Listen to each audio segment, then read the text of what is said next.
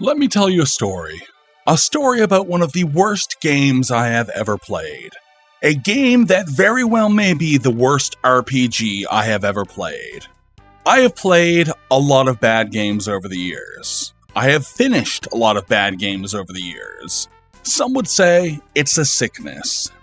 People repeatedly tell me, Richard, if you're playing a game that you don't like, just drop it. But I am cursed. I am compelled to finish games, even bad ones. Up until very recently, I was a defender of Final Fantasy Mystic Quest.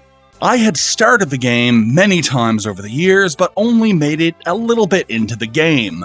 But that first 2 or so hours was really good. This game was always known as the New Player RPG, a really easy game used to help newbies get into RPGs. But I recently decided it was time to finally play all the way through Mystic Quest. The game is like 35 years old. It's finally time to finish this game. And I went in thinking, this is gonna be fun. If the first 2 hours are anything to go by, this is really going to be a hell of a good time. Well, you've seen the title of the video, and I did not have a good time. In fact, I had such a bad time I decided that I had to rant about it. I wasn't even planning on reviewing this game for the channel. I was playing it for quote-unquote fun offline. A little distraction from work or whatever. But it was such a dire experience, here we are.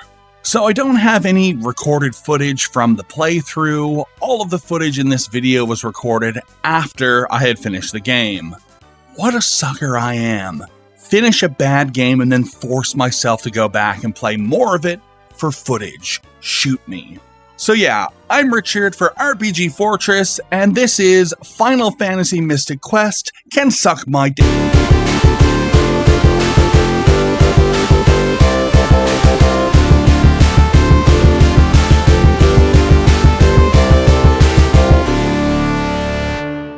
Final Fantasy Mystic Quest is a short game. It's only about 20 hours long, so it's technically a really quick playthrough. I say technically because it feels much longer. Everything in this game drags. Despite being a 20-hour game, it feels like a 60-hour game. Almost every second of this game feels like you are dragging a giant boulder up a hill. You are Sisyphus, but you will eventually get the boulder up the hill. But it won't be worth it. Sisyphus would tell you to give up. Walk speed. Goddamn, it is real slow. There is no run button, no item or skill to increase your movement speed. You are just plodding along the whole game. This was the first game that I have ever played completely using the fast forward button on the emulator. And even with fast forward, it was still slow going. Battles, slow, and there are a lot of them. Being an RPG, a very large portion of the game is going to be spent fighting monsters in turn-based combat. There's nothing essentially wrong there. It's an RPG, it's the name of the game. But the combat is slow, and you do not have a lot of options in battle. You, at maximum, will have 2 party members.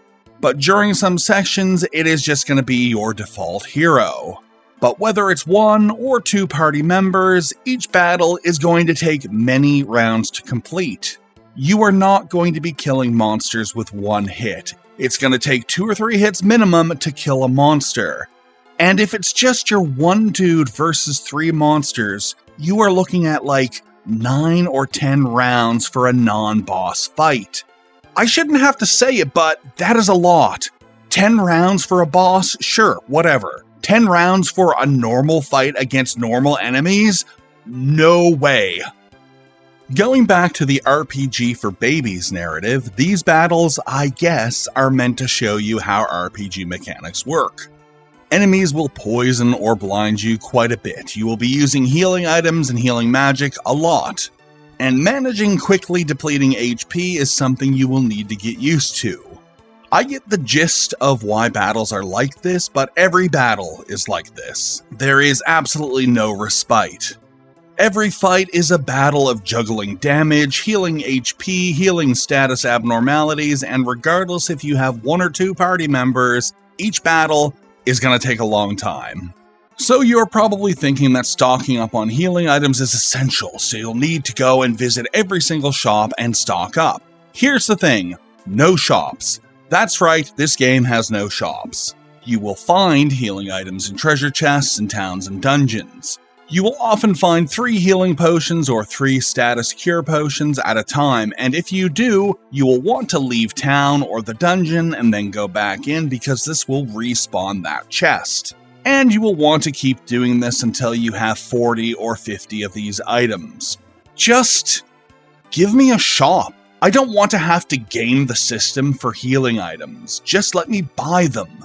And if this is a game designed to introduce RPG mechanics to new players, you are ignoring a key component. There are a couple of NPCs here and there who will sell you one type of healing item or a bomb. They're not in every town, and there is no dedicated hub for buying any of these things. You literally just have to make do with what you find, or game the system. Weapon and armor upgrades. First off, you don't upgrade your second character at all. They have what they have, and it just stays like that. So you're only really upgrading your main dude, and there are only 3 armors, 3 helms, 3 shields, and 3 accessories to get. There is practically no progression to this game. And yes, some games like Ys or Popful Mail will have minimal gear upgrades, but when you do get a new piece of gear in those games, you can actually feel the difference. In Mystic Quest, the upgrades are so nominal that you can barely notice any difference. Okay, so you do get a stack of different weapons, and this is cool.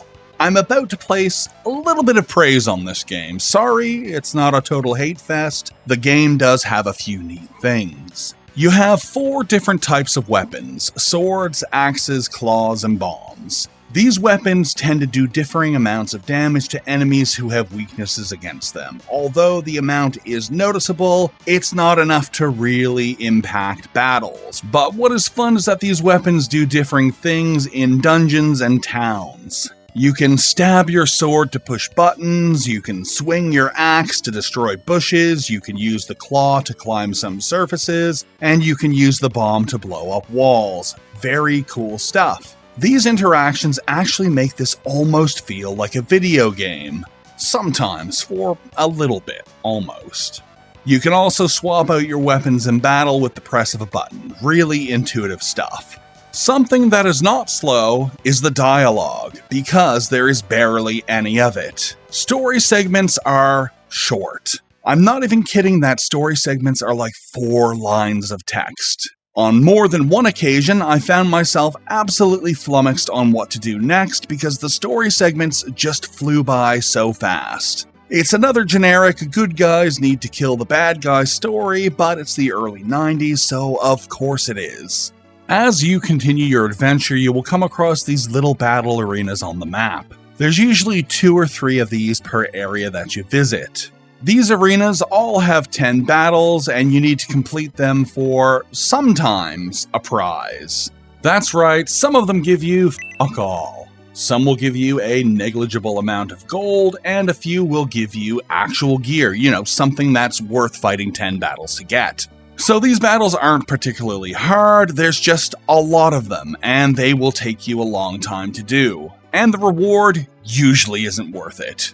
Even the experience gained from these battles is practically useless.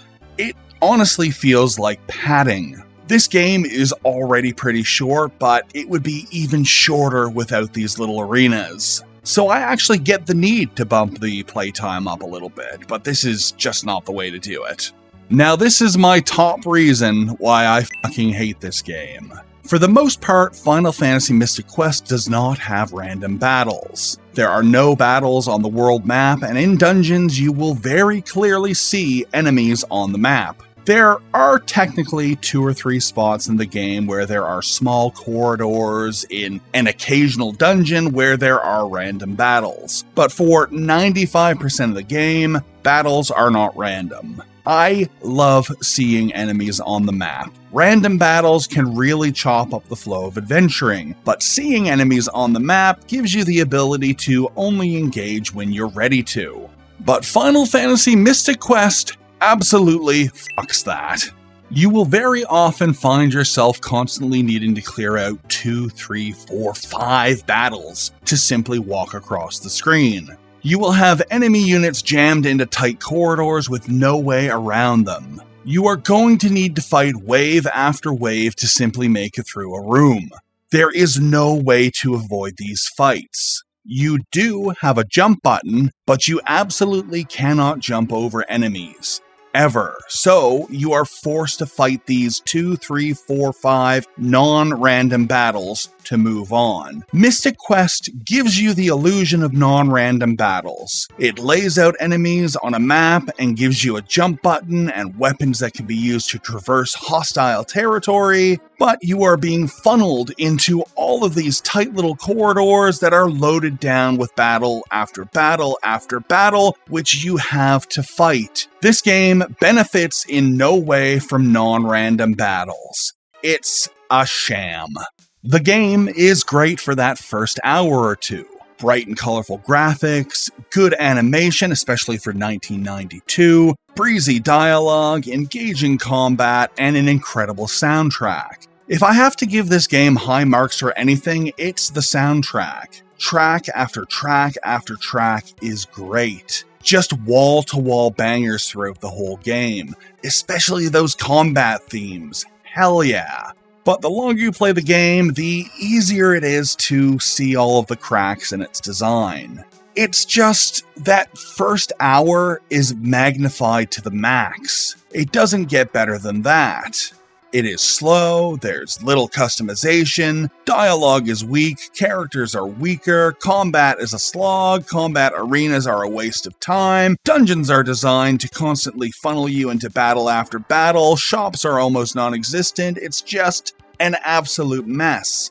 And people say that this is an entry point for new players, a kind of a way to ease new players into RPGs. But there are so many bits and pieces of this game that are so different from your average RPG that it makes for an incredibly poor entry point. A game like Final Fantasy IV or Phantasy Star 4 are much better entry points for turn-based JRPGs. So yeah, a lot of people are super down on this game, but for years I championed it as being, it's actually pretty good, it's simple, but it's a good time. But now that I have played through the entire thing, I can truly see that it is below average. It's decidedly mediocre, it's entirely skippable. It's a bad game.